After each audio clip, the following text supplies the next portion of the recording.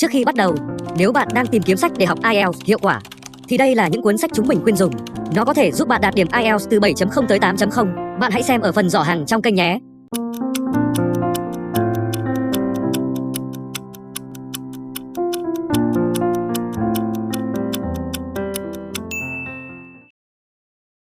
Part 1. You will hear a conversation about a placement at the campus data lab.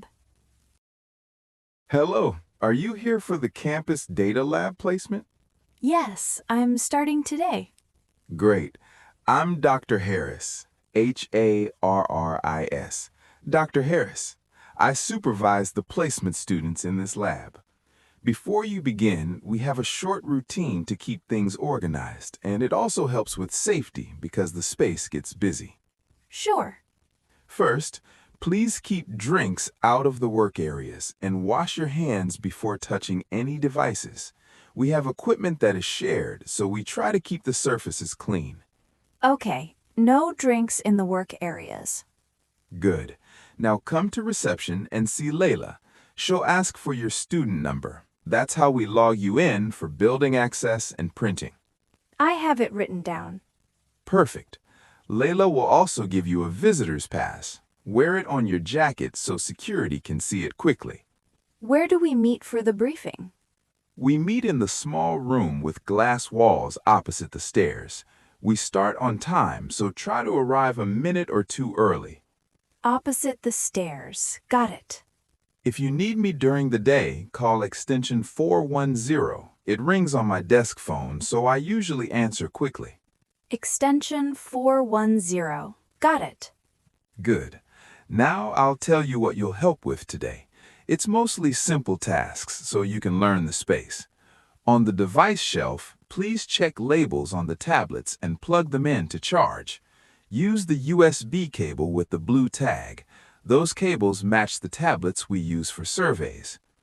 At the print point, refill paper and clear the output tray, but don't move the printer. It's heavy and it's connected to the network by a fixed cable. In the quiet booths, wipe desks and tidy chairs, and keep voices low. People record audio there. Finally, in the meeting room, set out water and update the schedule on the wall so everyone knows which groups are booked. If anything is unclear, ask Layla before you start and we'll point you in the right direction. Great, thanks.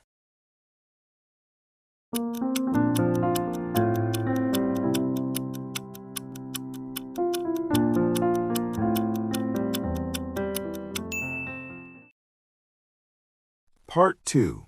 You will hear a talk about online internship advice. Hi everyone, I'm Elena, and I support students who start internships or placements.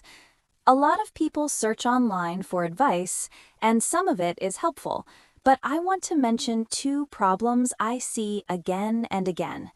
When you're nervous, it is tempting to read 10 articles and try to follow all of them, but that usually makes the first week harder, not easier.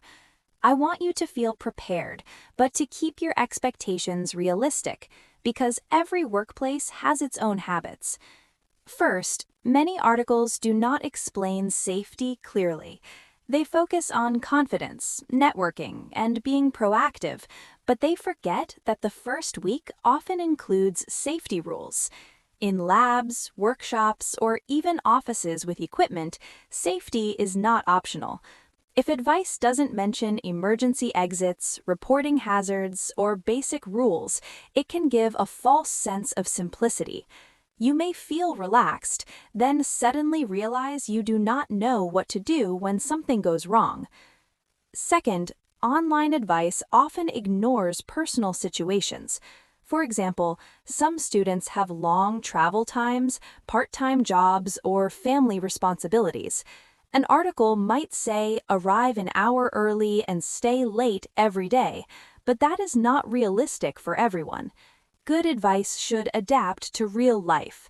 If you try to copy someone else's routine, you can burn out in the first month. So, what should you do? 2 tips work in almost every placement. Tip 1 is ask for a short tour. Even if it's only 10 minutes, A tour shows you key places, where to find supplies, where to ask questions, and where not to go.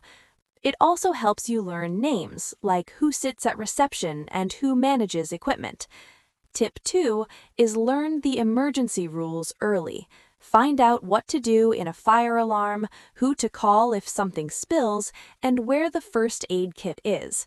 These are small actions that reduce stress. Different interns struggle in different ways. Kevin told me his main difficulty was understanding the schedule. He didn't know when meetings happened or which tasks were urgent, and he missed a deadline simply because he did not check the calendar. Sarah struggled most with remembering safety steps, like which gloves to use and where to dispose of waste. Min found it hard to feel confident to ask questions. He worried he would seem slow, so he stayed quiet and then repeated errors.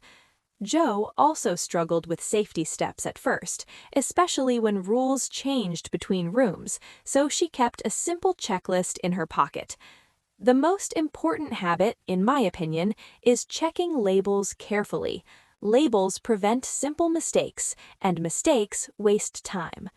Finally, I recommend meeting your supervisor once a week. It doesn't need to be long, 10 minutes is enough. Weekly meetings keep you on track and make it easier to ask questions before small problems grow. One last thing, if you make a mistake, report it early. Supervisors prefer a quick, honest message to a problem that gets hidden for a week.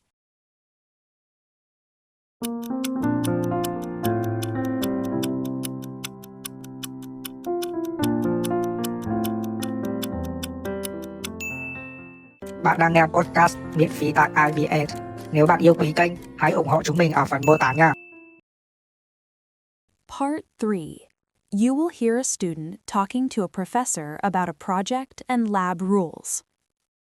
Let's go over your sports science project. Remind me, what's your main goal?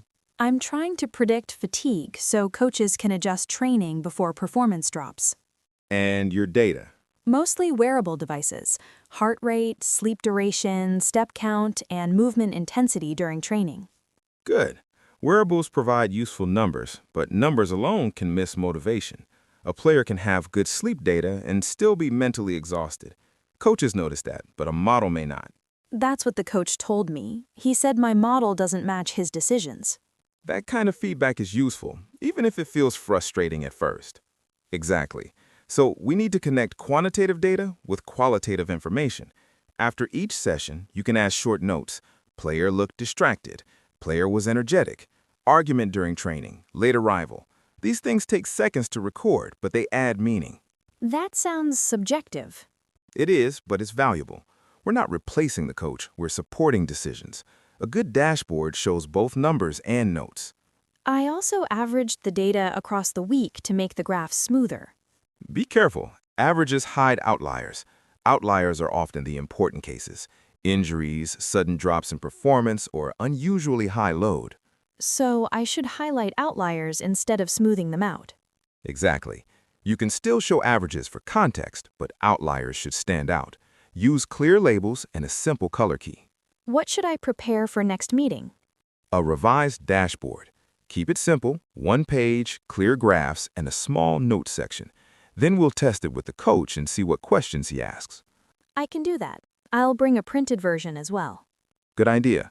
The coach will probably respond better to something he can point at on paper. Also, keep the text large enough to read from a distance. While I'm here, can I ask about storage rules in the lab? I keep forgetting where things go. Of course, it's easier if you picture the room as zones. Lab coats go in a specially designed space near the changing area. That prevents contamination. Right, specially designed space near the changing area.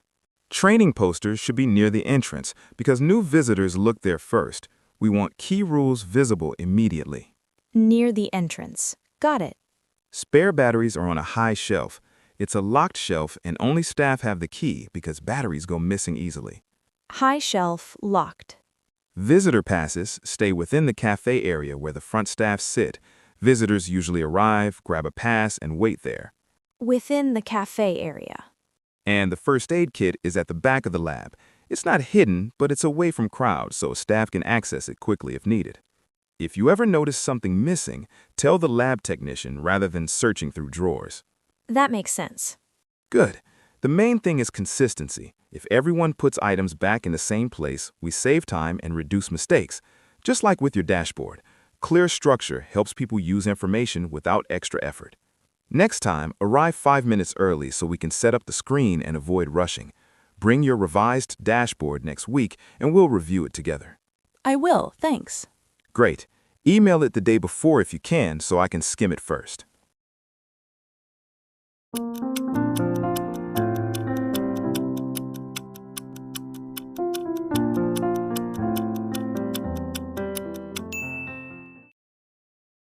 Part 4.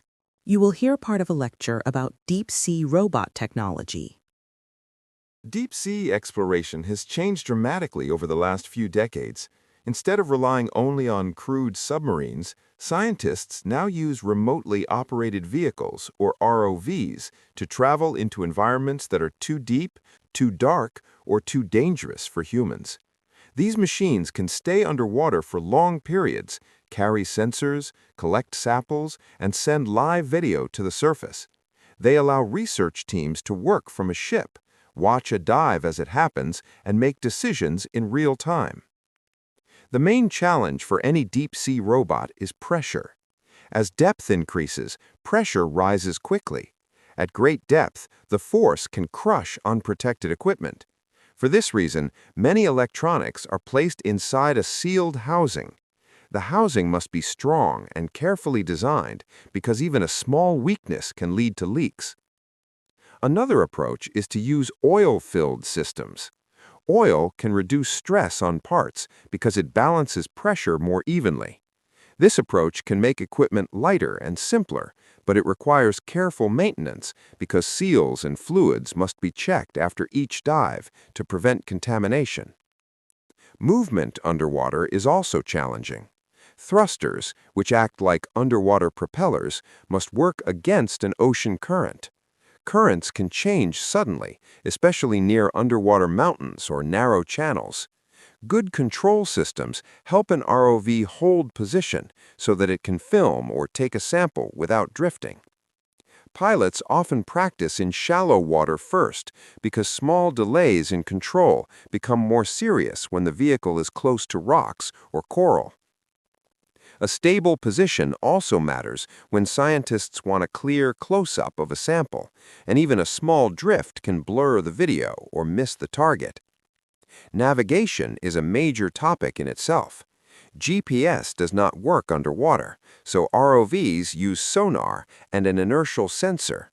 Sonar helps create a picture of nearby surfaces, while an inertial sensor estimates movement based on acceleration and rotation. Together, these tools allow pilots to understand where the vehicle is, even in complete darkness.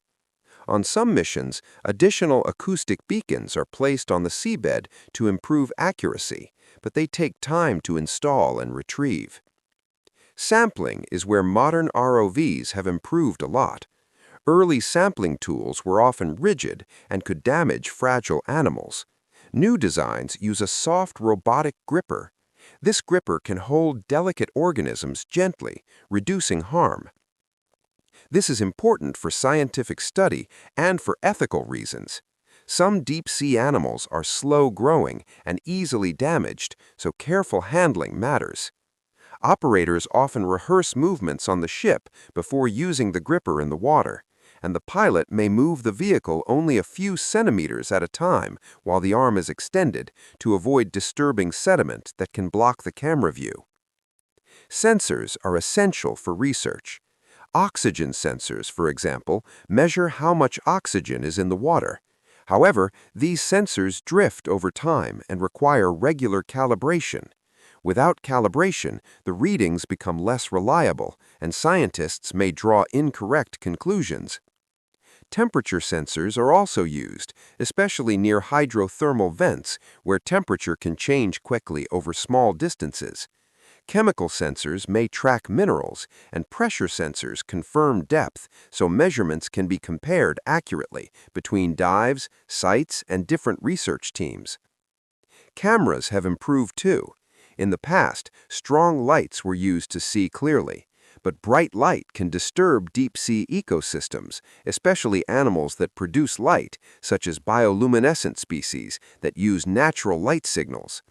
For this reason, many ROVs use low-light cameras, and operators use the minimum light necessary. This helps researchers observe natural behavior without forcing animals to hide or change direction. It also means scientists can see faint natural glows that would disappear under strong lighting. Data transfer is another practical issue. ROVs are often connected to a surface ship by a cable. Modern systems use fiber optic cables, which can transmit large amounts of data quickly and reduce signal loss. This allows high-definition video and sensor data to be streamed in real time. The cable also supplies power, which means the vehicle can stay down longer than a battery-powered craft. Managing the cable is a skill in itself because it must not snag on sharp edges or twist in strong currents. Teams on the ship watch the video feed, log events, and back up files continuously because a single dive can produce hours of data. Looking to the future, engineers expect many ROV systems to become semi-autonomous. That means the vehicle can perform some tasks without constant human control, such as holding position automatically or following a planned route. Semi-autonomous systems can reduce pilot workload, improve safety, and allow scientists to focus on research questions rather than manual steering. In the long term, this could make deep-sea research cheaper and more frequent. That opens new possibilities for marine science. Bạn đang nghe podcast miễn phí tại IELTS. Nếu bạn yêu quý kênh, hãy ủng hộ chúng mình ở phần mô tả nha.